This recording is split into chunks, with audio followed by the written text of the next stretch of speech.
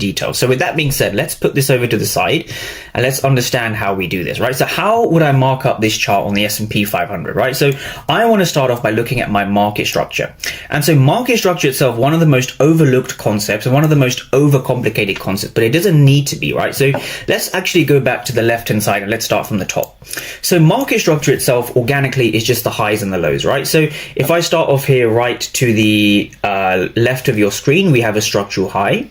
We have a structural low like this, and then we have a structural high.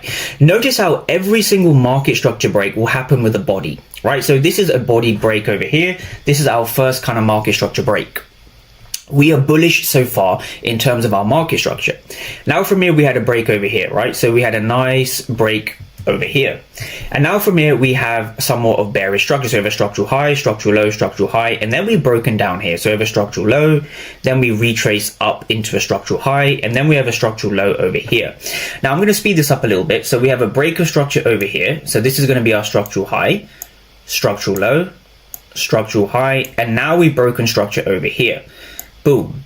So now from here, we're going to stop and go to number 2, right? So step number 2 is essentially the dealing range. So the dealing range is the most recent high and low of the leg. So let's replay price a little bit and let's go down to here. So a dealing range is essentially the most recent high and low. So